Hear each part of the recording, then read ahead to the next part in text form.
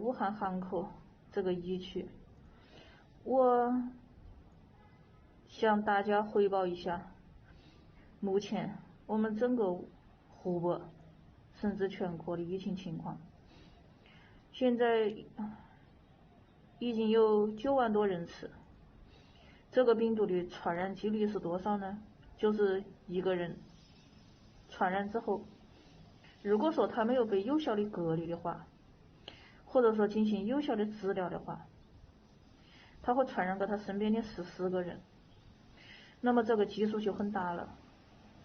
现在正值春节假期之际，天南地北的，真的那种感染，比别个电视那里报道的可怕多了，蛮多。他们医生出来的估计大概有10万人，我们今天那里10几个医生，一天都看了100多个，蛮多都已经不行了，都已经受不了了。他们在那求我们的时候，我们都一点办法都没得，就看到一个好生生的人，叫他慢慢的都千万。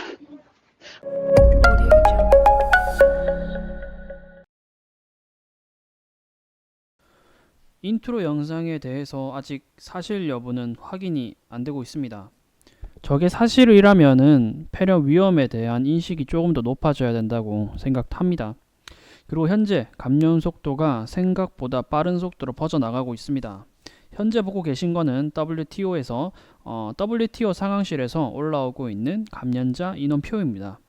22일 감염자 토탈은 309명이고 23일 감염자 토탈은 571명, 24일 감염자 토탈은 830명, 25일 감염자 토탈은 1297명입니다. 그리고 현재 중국 당국에서 발표하고 있는 실시간 감염자 수는 2022명입니다. 하루하루 약 1.5에서 1.8 배수로 감염자가 증가하고 있습니다. 우한 폐렴의 시작은 작년 12월 30일 우한시에서 약 27명에게 신종 코로나 바이러스가 발생해서 조사 중이라고 중국 당국에서 발표를 했습니다. 하지만 우한시는 2월 23일 오전에 우한시 봉쇄가 들어갔습니다. 12월을 포함한 23일 전까지 감염자들이 수많은 사람들과 접촉했을 거라고 저는 예상이 됩니다.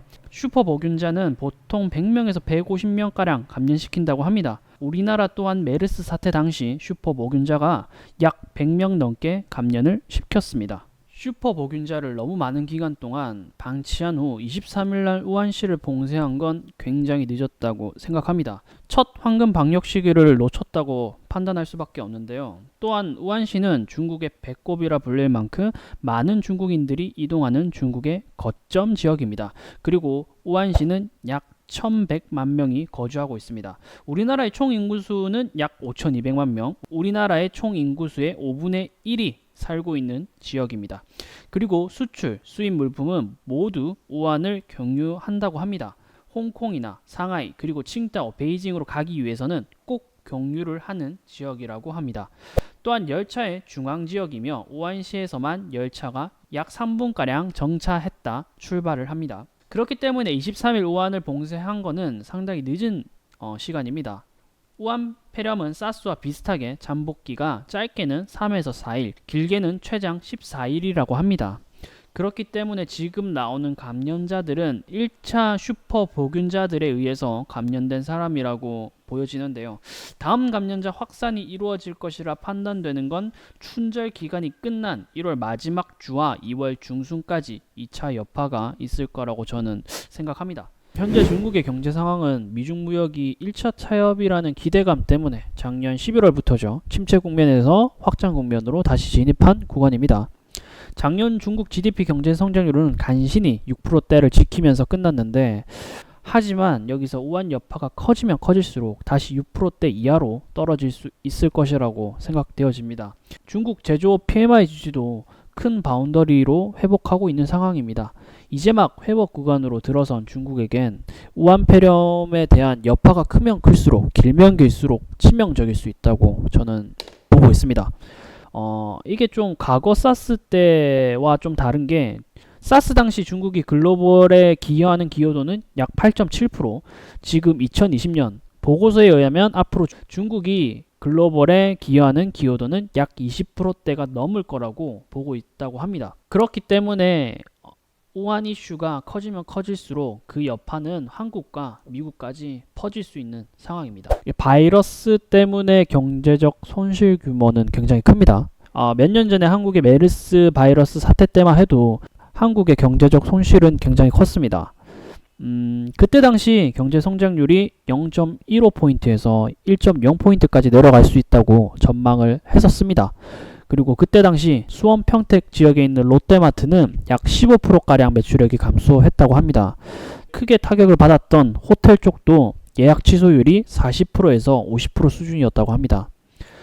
롯데월드 또한 방문객이 한 40%가량 하락했다고 그때 보도 자료가 있었습니다. 바이러스 때문에 매출액이 반토막이 난 것이 보일 겁니다. 그만큼 바이러스가 가져다 오는 경제적 손실은 우리가 상상할 수 없을 만큼 손실이 어마어마합니다. 미국 또한 주가가 나홀로 신고가를 갱신하면서 지금 올라가고 있는 상황이죠.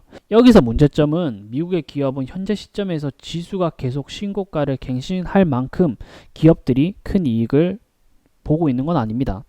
현재 미국 시장은 투기 과열 구간으로 진입했고 이에 따라서 워렌 버핏이나 레이 달리오, 우리가 좀 알고 있는 유명한 투자자들은 금융주를 빼곤 다 현금을 들고 있다고 합니다.